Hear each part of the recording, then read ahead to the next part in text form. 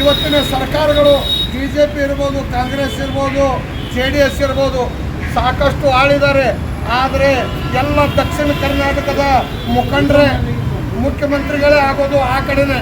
ಈ ಕಡೆ ಯಾರು ಹೆಚ್ಚಿಗೆ ಮಾತನಾಡಲಿಕ್ಕೆ ಕೂಡ ಬಾಯಿ ಬಿಡೋದಿಲ್ಲ. ಇಲ್ಲಿಯ MP ಗಳು, ಇಲ್ಲಿಯ MLAಗಳು ಅಥವಾ MLCಗಳು ಯಾಕೆ ಮಾತಾಡೋದಿಲ್ಲಪ್ಪ ಅಂದರೆ ನನ್ನ ಹುದ್ದೆ ಕಡಿಮೆ ಆದೀತು, ನನ್ನ ಹುದ್ದೆ ಏನಾದರೂ ಹೋದಿತು, ನನಗೆ ಬರ್ತಕ್ಕಂಥ ಫಂಡನ್ನು ಕೊಡೋದು ನಿಂದಿರಿಸಿ ಬಿಡ್ತಾರೆ, ನಾನು ಪ್ರಶ್ನೆ ಮಾಡಬಾರ್ದು, ನಮ್ಮ ಉತ್ತರ ಕರ್ನಾಟಕ ಬೇಕಾದ ನಾವು ಒಬ್ಬ ಬದುಕಿದ್ರೆ ಸಾಕ ಅನ್ನುವಂಥ ಪರಿಸ್ಥಿತಿ ಒಳಗೆ ನಮ್ಮ ಎಲ್ಲ ನಾಯಕರುಗಳು ಇರ್ತಾರೆ. ಆದ ಕಾರಣ ಇವತ್ತು ನಾವು ನಾಯಕರುಗಳು ಇಲ್ಲ, ಕಾಣಲಿಲ್ಲ. ಆದ ಕಾರಣ ನಾವು 16 ಜಿಲ್ಲೆಯ ಎಲ್ಲ ಸಂಘಟನೆಕಾರರು, ಎಲ್ಲ ಹೋರಾಟಗಾರರು ನಾವು ಒಂದಾಗಬೇಕಾಗಿದೆ.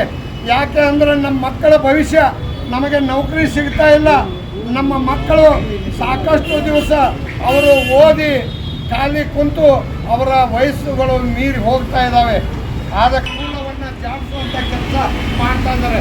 ಅದರಾಗೂ ಕೂಡ ಇವಾಗ ಭ್ರಷ್ಟಾಚಾರ ಉತ್ತರ ಕರ್ನಾಟಕದ 16 ಜಿಲ್ಲೆಯ ಏನು ನಾವು ಸಮೂಹ ಇದೆ, ಹೋರಾಟಗಾರರಿದ್ದೇವೆ, ನಾವೆಲ್ಲ ಎಚ್ಚೆತ್ತುಕೊಳ್ಬೇಕಾಗಿದೆ. ಇವತ್ತು ಎಚ್ಚೆತ್ತುಕೊಂಡು ನಮ್ಮ ಪ್ರತ್ಯೇಕ ರಾಜ್ಯವನ್ನು ಮಾಡಿಕೊಳ್ಳಲಿಕ್ಕೆ ನಾವು ಎಚ್ಚರ ಆಗಿ ಹೋರಾಟವನ್ನು ಮಾಡಿದರೆ ಕೆಲವು ದಿವಸಗಳಲ್ಲಿ ನಾವು ಇದನ್ನು ಪ್ರತ್ಯೇಕ ರಾಜ್ಯವನ್ನು ಮಾಡಿಕೊಳ್ಳಬಹುದು.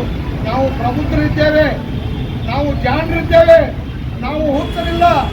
ಆದ ಕಾರಣ ನಾವೆಲ್ಲ ಅಲ್ಲಿ ಹೋಗಿ ಹೋರಾಟ ಮಾಡೋದು, ಅಲ್ಲಿ ಸಂಗ್ರಹ ಮಾಡೋದನ್ನು ಬಿಟ್ಟು ನಮ್ಮ ಧಾರವಾಡ, ಹುಬ್ಬಳ್ಳಿ, ಉತ್ತರ ಕರ್ನಾಟಕದಲ್ಲೇ ಯಾವುದೇ ಹೋರಾಟ ನಡೆದರೂ ಕೂಡ ಇಲ್ಲೇ ಮಾಡಬೇಕಂತೇಳಿ